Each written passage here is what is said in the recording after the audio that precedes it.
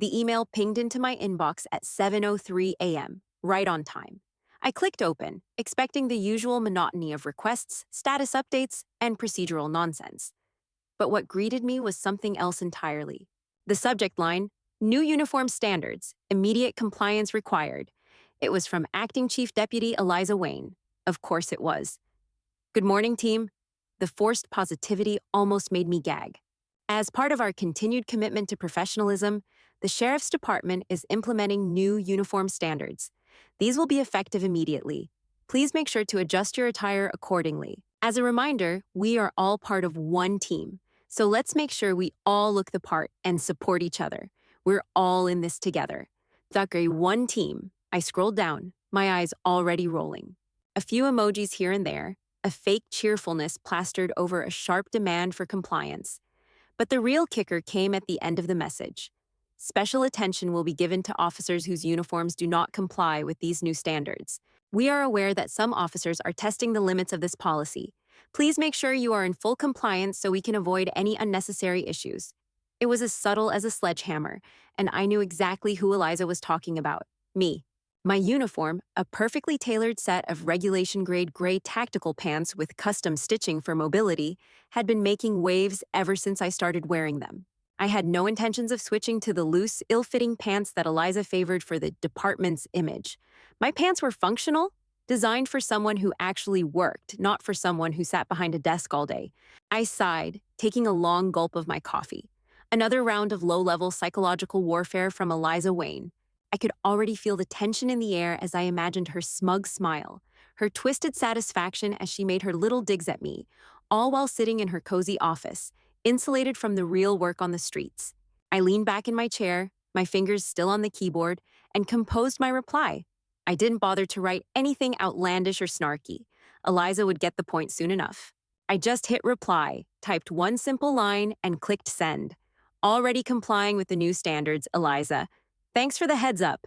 I don't know why she couldn't just leave me alone, but the thing about Eliza was she never stopped pushing. She saw every small thing I did as a challenge to her authority. I think the real issue wasn't the uniform. It was that my salary, my record, and my ability to do the job so effortlessly threatened her. She had barely been here a year, and yet somehow she already felt like the top dog. But I wasn't going anywhere. The department needed me. No one ever said it out loud, but everyone knew it. I had federal clearance that most of these guys couldn't even dream of, and I didn't have to kiss Eliza's ass to get the job done.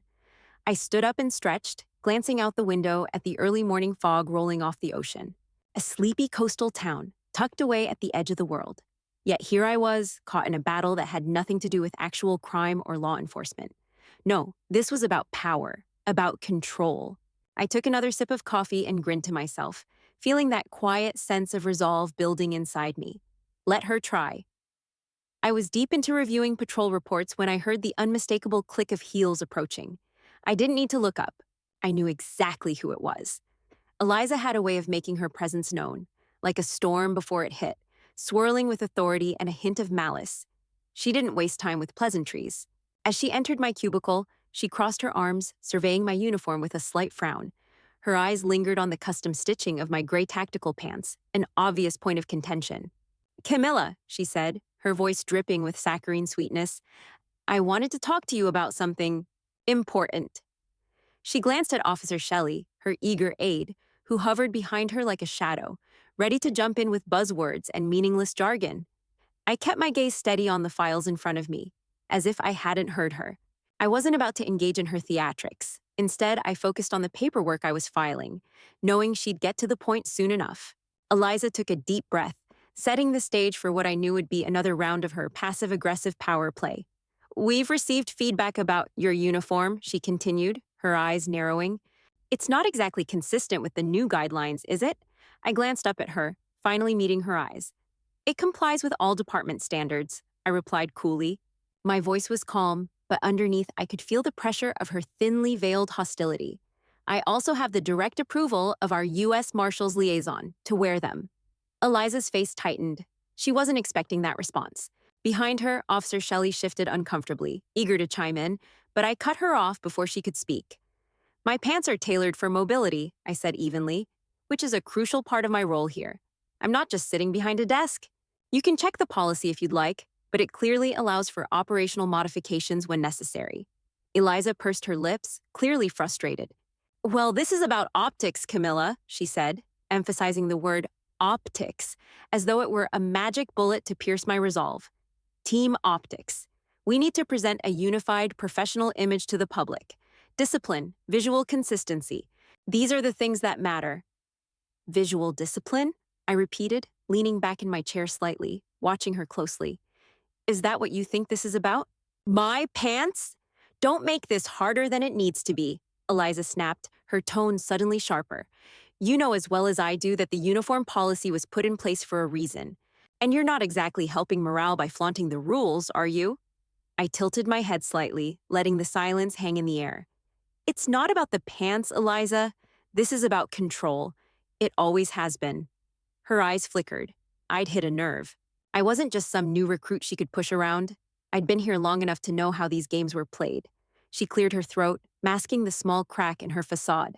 Well, she said, the venom creeping back into her voice, I'm just making sure you're aware of the standards. She shot a pointed look at Shelley, who nodded enthusiastically in agreement, ready to add her 2 cents. Shelley piped up, her voice overly bright. Absolutely. It's all about the team, Camilla. You know how we need to present ourselves as a cohesive unit, right?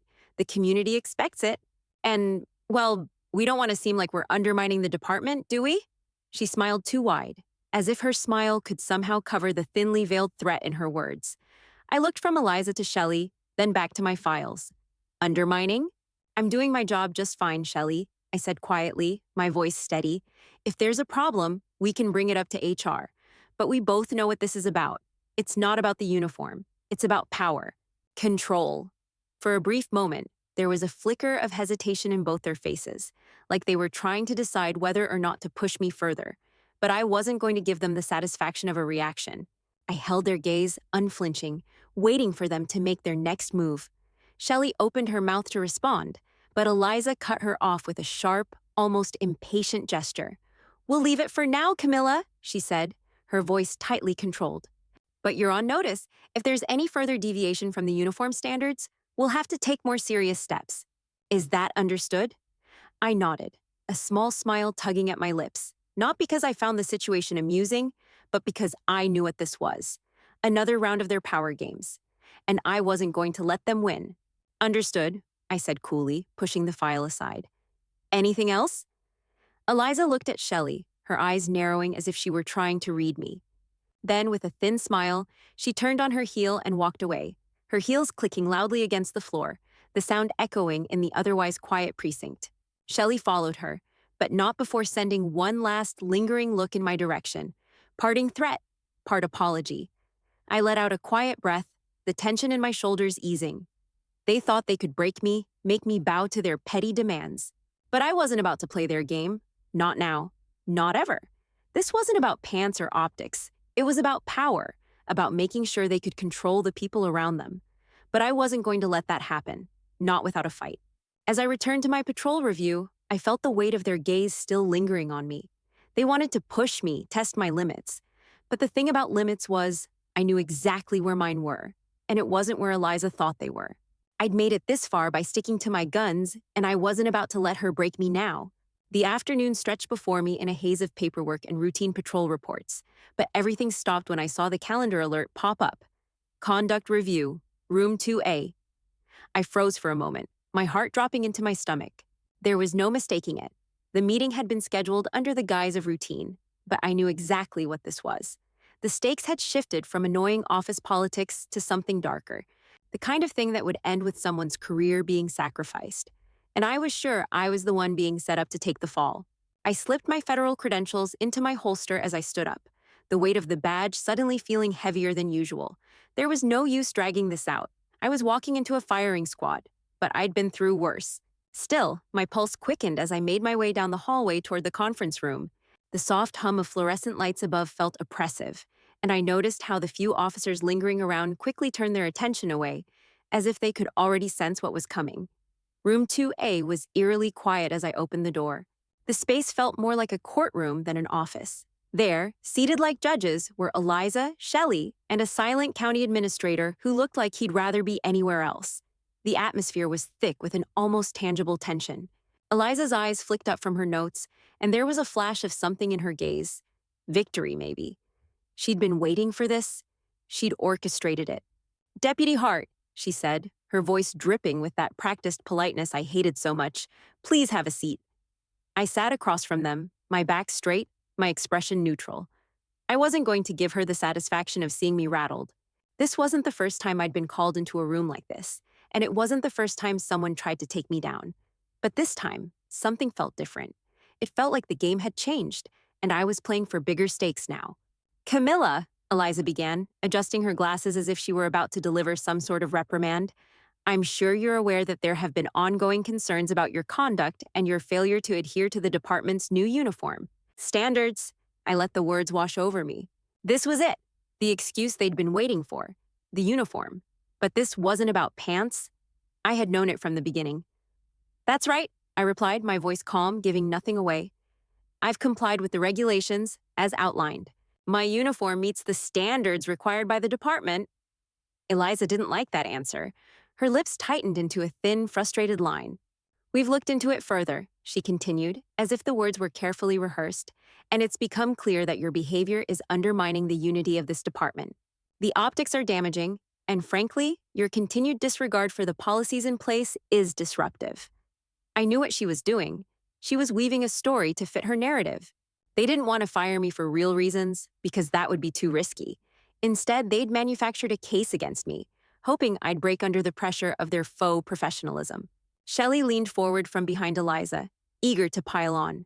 "Camilla, it's about the visual discipline," she said, her tone sweet but sharp.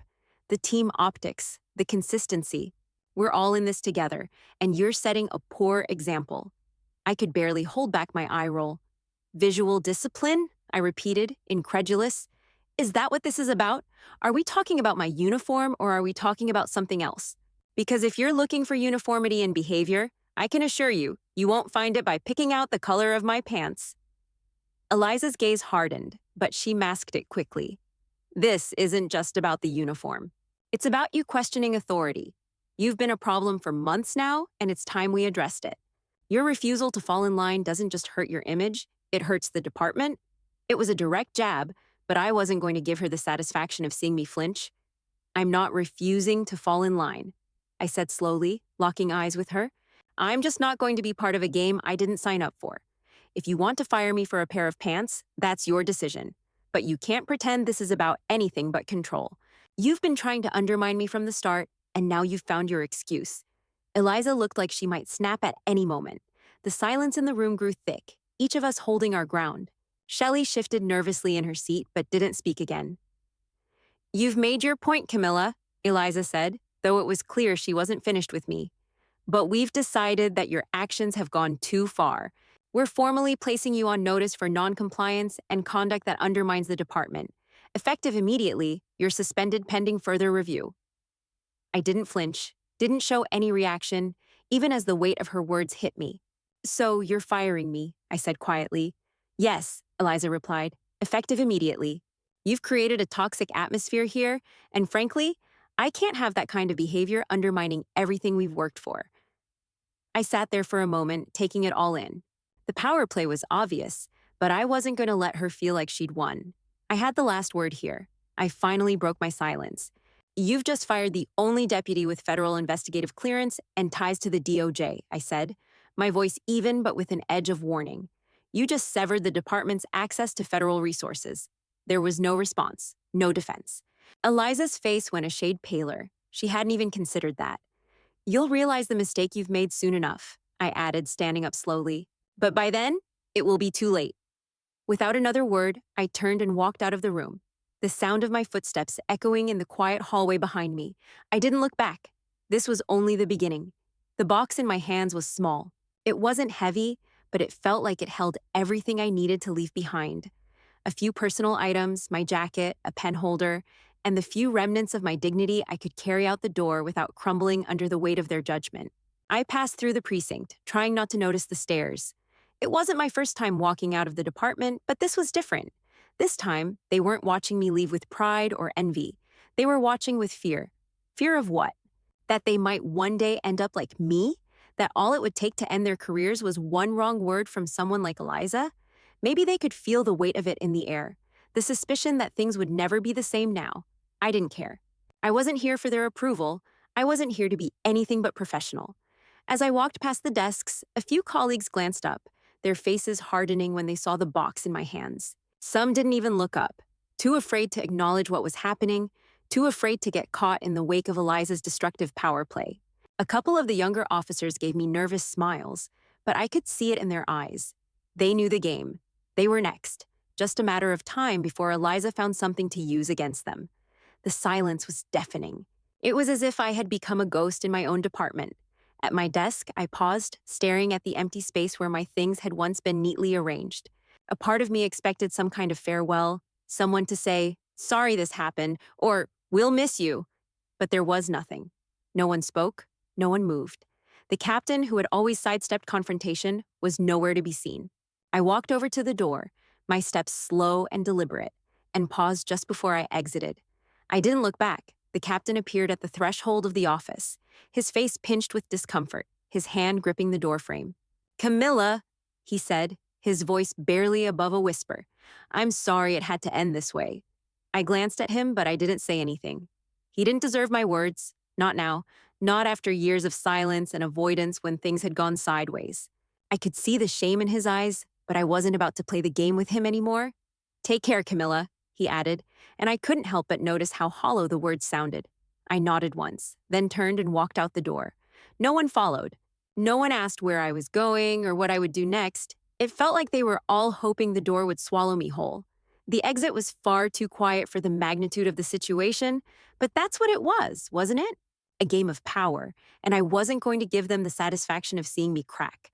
I walked through the lobby, my box of belongings in hand, and as I reached the front doors, a quick buzz from my phone stopped me in my tracks. A delayed system check-in. The DOJ had noticed. They'd seen my abrupt departure. It was no longer just a personal matter. It was a national security issue. The weight of that realization hit me hard, and I couldn't suppress the smile that tugged at the corner of my lips. They thought I was just some pawn in their little game. They had no idea that the move I'd made had already triggered something bigger. The lobby was still, save for a few officers exchanging whispered conversations. But there was a shift in the air. Something was happening. Something that had nothing to do with me. I stood there waiting for it to unfold, my heart pounding with a quiet excitement. They had no idea what they'd just done. Then the doors opened. Two plainclothes agents walked in, their presence dominating the room like a force of nature. No badges, no introductions. Just the quiet energy that silenced the entire precinct. They walked with purpose, their eyes scanning the room like they owned the place. I didn't need to look twice to know they weren't here for small talk. Without a word, the agents headed straight for Eliza's office. I watched, still standing in the lobby, as they exchanged a few words with the receptionist. Eliza wasn't here yet, but the sheriff was. He stepped out of his office just in time to intercept them. I could feel my pulse quicken, but I didn't move. Not yet. This wasn't my battle anymore. As the agents spoke to the sheriff, I took a slow step back, leaning against the wall and letting the scene play out in front of me. My phone buzzed again, another warning from the system. The DOJ was making their move. They were already aware of the breach. I hadn't just been fired. I'd exposed something much bigger. The agents requested to speak with the sheriff and the county commissioner immediately. I didn't need to hear the words to know what was happening. The DOJ had arrived, and Eliza's little world was about to come crumbling down. I watched the agents as they moved through the precinct with quiet, urgent authority. They didn't look at me, not yet. But their presence was unmistakable, and I could almost hear the wheels turning as they prepared to confront Eliza and the sheriff. I stood there, the edges of my mouth curling into a small, knowing smile. The game was over, and for the first time in a long time, I felt something I hadn't in years: control. The buzz from my phone sent a small jolt through me, but I didn't pick it up immediately. I was still standing by the front doors of the precinct, waiting for something to happen, waiting for the final chapter to unfold. I had just been fired, escorted out like a criminal, but now there was a strange calmness settling in. There was no fear, no panic, just the quiet buzz of an impending storm that I had no interest in stopping. The door opened in front of me, pulling my attention away from the phone. Two plainclothes federal agents stepped inside, their presence immediately commanding the room. They weren't wearing badges, no introductions, just the type of energy that made everyone stop what they were doing, freeze mid-step, and become painfully aware of how far over their heads they might be. I glanced at them from the corner of my eye, silent but alert. The agents didn't spare me a glance as they moved toward the front desk, asking for the sheriff and county commissioner immediately. It wasn't lost on me that, despite my own turmoil, I was no longer the focus of this precinct. The storm had shifted, and it was now a matter of when, not if, Eliza's world would implode. I didn't need to hear them introduce themselves. The entire building could feel the weight of their authority. No one spoke, no one moved. Even the hum of fluorescent lights above seemed to stutter in reverence. But I wasn't just watching. I was waiting for my cue. This wasn't about me anymore, not really. My phone buzzed again, the noise breaking through the silence. But I was careful not to look too eager to see who it was. The delayed system check-in warning blinked on my screen. The DOJ has noticed your abrupt offboarding. I let out a soft breath, a small flicker of something like vindication crossing my mind. It was true, after all. I hadn't been invisible in this department. My work wasn't just buried under mountains of paperwork or swept under the rug. It had mattered, more than I'd ever been given credit for. The moment they decided to let me go, they triggered something bigger, something they couldn't undo. I glanced up again as the agents moved, their conversation brief but intense, an exchange of words that was all business. They were headed straight for Eliza's office. I didn't have to wonder what this was about. I could feel it in the air. This was bigger than a uniform violation, bigger than any petty power struggle between Eliza and me. As I stood there, I caught a glimpse of Eliza's face through the glass walls of her office as the agents entered. Her expression shifted from one of cautious annoyance to something more brittle. She wasn't prepared for this. No one in the precinct was. I leaned back against the wall, crossing my arms, and waited. The agents didn't acknowledge me, not yet, but I was fine with that. I wasn't part of their conversation anymore. I wasn't the one they needed to explain things to. But as I watched the drama unfold behind the glass, I realized the truth. This had never been about me and Eliza's stupid uniform dispute. This had always been about power and control. Eliza, in her arrogance, had thought she could take me down with a simple mandate, but she had just triggered something far bigger than herself, and now the DOJ was involved. For the first time, Eliza's career and everything she'd built was under real threat. I could almost see the pieces of her world crumbling. She had no idea how much trouble she was in. I took a deep breath, letting the reality of the situation settle in. The day was far from over, and I wasn't just walking away. I was going to watch everything burn, watch her world unravel, and there wasn't a damn thing she could do to stop it. The walls of the conference room felt thicker than usual, almost suffocating as the door clicked shut behind me.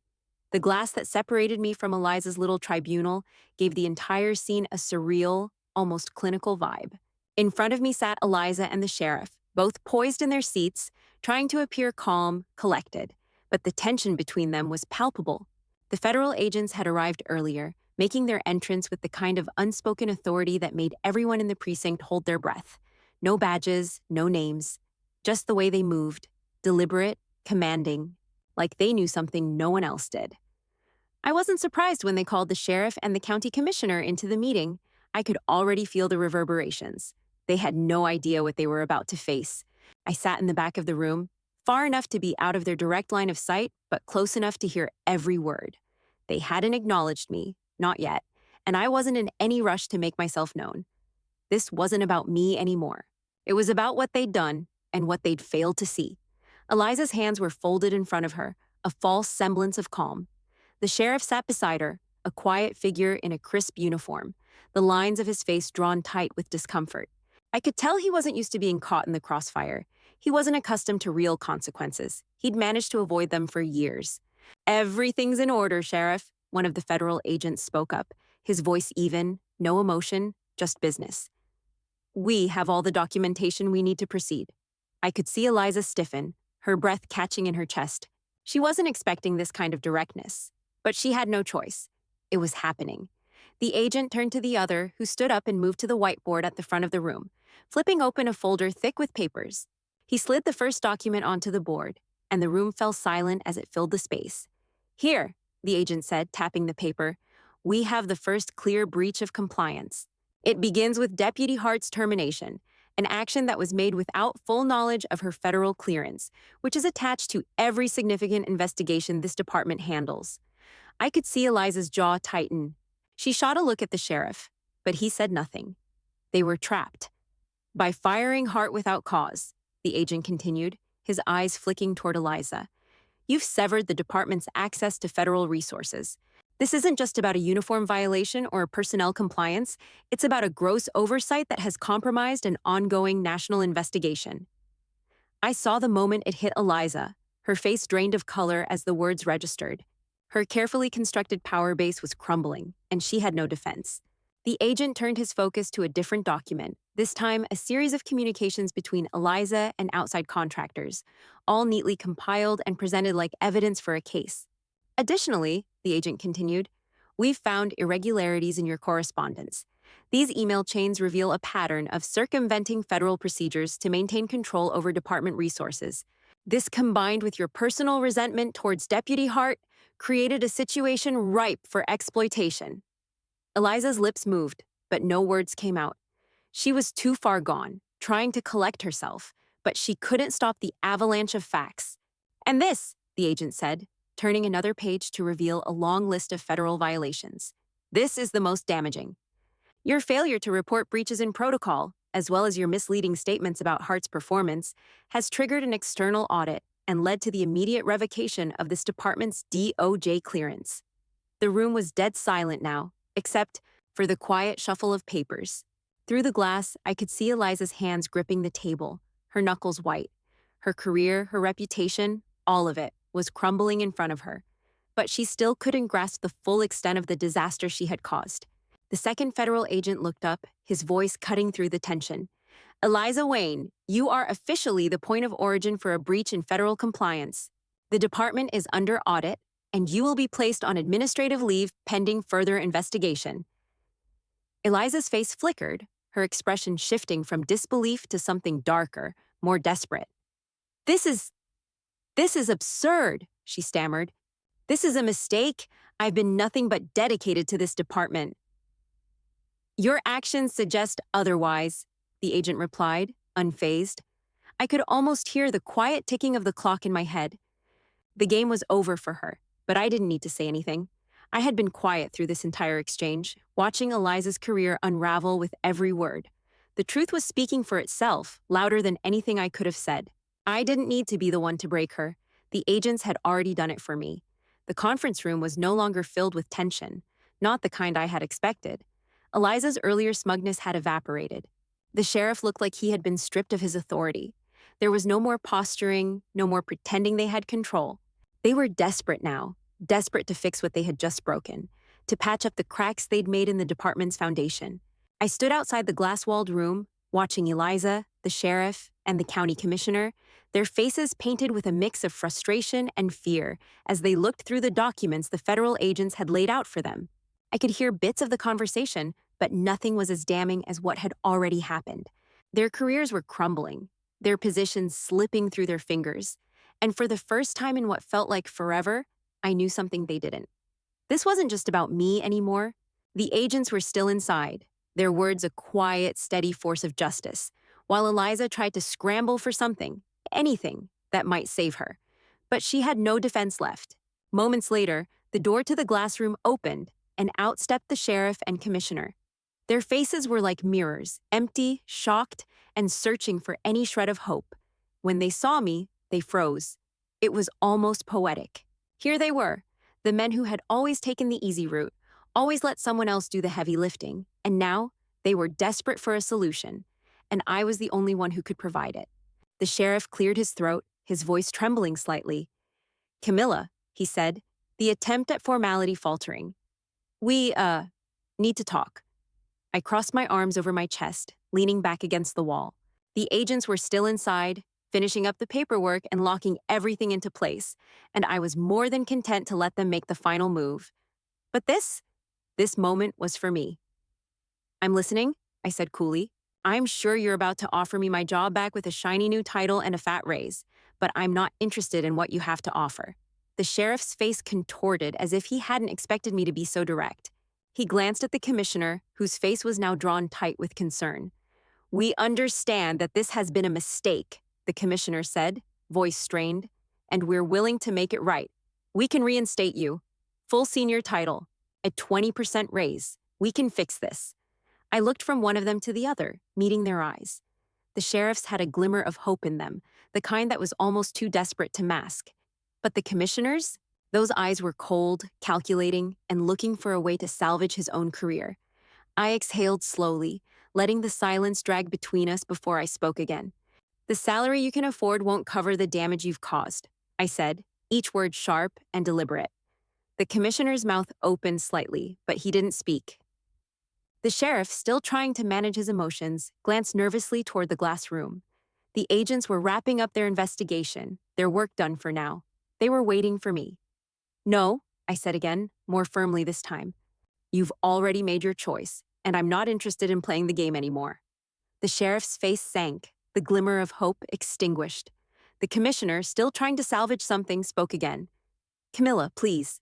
You don't get to ask me for favors now, I interrupted, voice steady, almost bored. You made your bed. Now lie in it. I could feel the weight of their desperation, but it didn't move me. I wasn't going to let them manipulate me into staying in a place that had already shown me how little I meant to them. The agents, who had been standing by, now took a step forward. One of them nodded at me, acknowledging my choice. Deputy Hart, he said, his voice low but professional, we'd like to have a debrief with you. Not as a suspect, but as a resource. There's something we'd like to discuss with you in greater detail. Something much more meaningful than whatever games these two have been playing. I glanced over at the sheriff and the commissioner once more, the final piece of the puzzle clicking into place. They were powerless now, stuck in a situation of their own making, and I wasn't about to be the one to throw them a lifeline. I turned toward the agents, my decision final. Lead the way, I said, and without a second glance at the sheriff or the commissioner, I walked toward the door. I knew they'd come crawling back, but it would be too late. Their time was up. Mine was just beginning. I could feel the tension in the air as the agents moved, their presence commanding and unquestioned. Eliza and the commissioner stood just outside the glass-walled room, still processing the gravity of the situation. The room behind me, once a symbol of all that I had worked for, felt irrelevant now, a shadow of what it had been moments ago. As I walked towards the exit, the agents flanking me like silent guardians, I couldn't resist a final glance at the precinct. It wasn't the triumph I imagined. No, this felt cleaner. A moment of closure. The building seemed quieter somehow, empty even, as if its heartbeat had been drained. Eliza had done everything she could to make me a scapegoat, and in the end, it was her own arrogance, her blind ambition that had led to her undoing. She thought she could erase me, but instead, she had handed me the keys to something far more powerful than the small-town precinct. I stepped out the door, into the cool evening air, the agents leading the way. They didn't acknowledge me yet, but there was a quiet respect in their movements, the kind of respect that didn't need words. Their professionalism spoke louder than any congratulatory message could. As we crossed the parking lot, the finality of it all settled in. Eliza and the commissioner were left behind, the shadows of their failed decisions lingering in the precinct. I didn't need to look back. Their world had just been reduced to rubble, and I was the one walking away unscathed. I hadn't expected the business card, tucked into the inside pocket of my coat when one of the agents handed it to me just before we left the building. It was discreet, simple black with gold lettering, no titles, no logos, just an address and a name, Department of Justice, Subcontract Division. Call when you're ready, one of the agents said, his voice low, but there was something unspoken there. It wasn't a job offer, at least not in the traditional sense. It was an invitation, the kind of invitation that didn't come with strings attached, the kind that recognized potential, not as an officer, but as an asset. You prefer operatives who can remain calm while chaos ignites around them, I said, quoting the words the other agent had said earlier. He gave a small, approving nod. Exactly, he said. You've got the right mindset. I pocketed the card, my fingers brushing against it for a moment before I pushed it deeper into my coat. They weren't offering me a seat at the table. I was already at the table. They just hadn't told me yet. As we reached the car, the agents opened the doors for me. I slid into the back seat, the doors closing behind me with a soft, almost final click. I didn't feel bitter about what had happened in the precinct. I didn't even feel vindicated. I just felt done. The precinct would fade from my memory soon enough, just a place I used to be. The department was no longer mine to worry about. I had moved beyond it. The car pulled away from the curb, heading out into the fading light of the evening. Behind me, Eliza's world was crashing down. She had thought I was just a small thorn in her side, a nuisance to be brushed aside. But I wasn't just a problem. I was the one who held the power to make things change. And she was the one who didn't see it coming. The precinct in the rearview mirror grew smaller and smaller until it was swallowed by the shadows of the evening. In front of me, a new chapter, a new beginning. And this time, the rules would be mine to set. I looked out the window, the weight of the situation settling in. The precinct, Eliza, the sheriff, and the commissioner, they were all behind me now. But I was never really part of that world.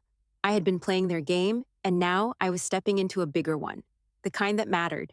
The kind where protocol wasn't just a formality, it was power, and I had all the right tools.